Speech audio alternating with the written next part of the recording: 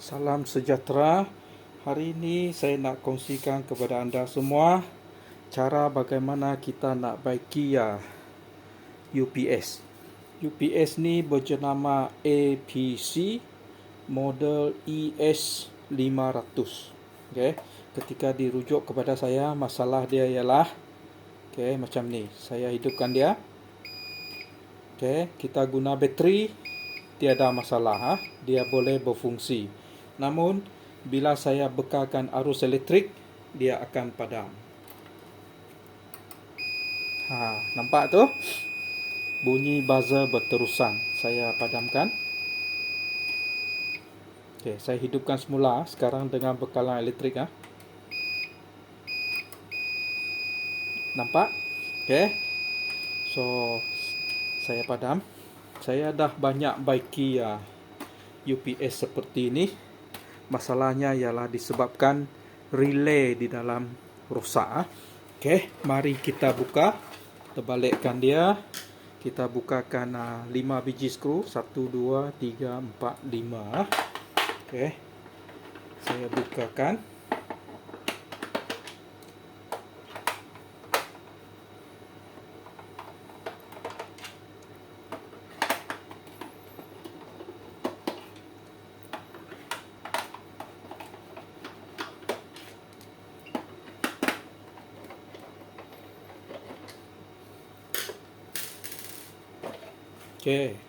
Beginilah rupa di dalam UPS ni.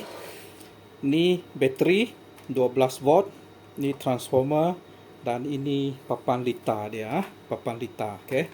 So pastikan jika anda nak membaiki UPS, apabila dibuka anda tanggalkan sambungan bateri. Ini sambungan bateri. Tanggalkan satu dah cukup untuk elak bekalan elektrik kepada papan litar. Saya tunjukkan kepada anda. Relay itu berada di sini yang ini. Dan relay ini jenis 12 volt. Mari saya bukakan.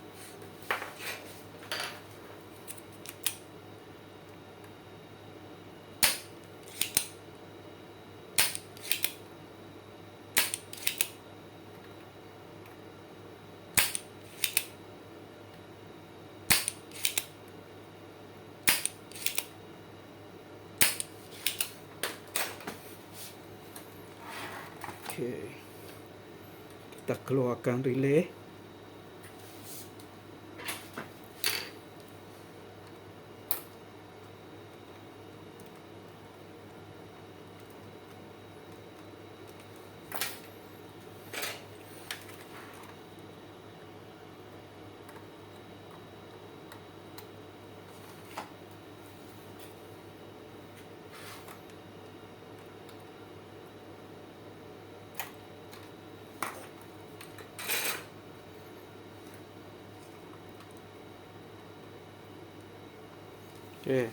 Ini adalah relay yang digunakan.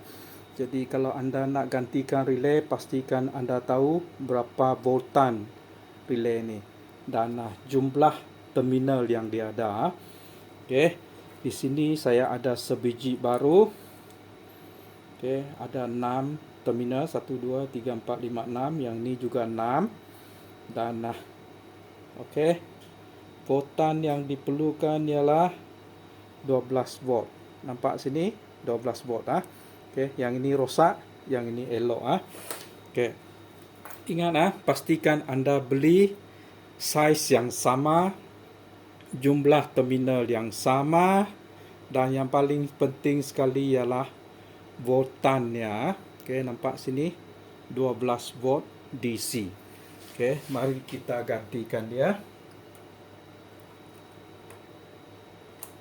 Kita masukkan relay yang baru. Lepas tu kita patri dia.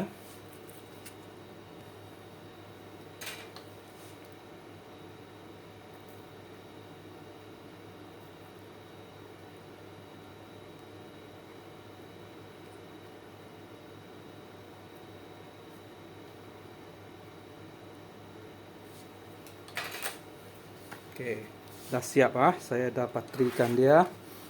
So sekarang kita sambungkan bateri.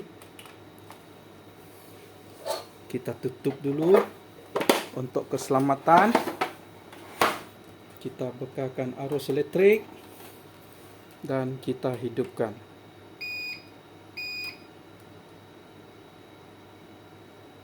Nampak? Tiada lagi bunyi buzzer berterusan. Okey.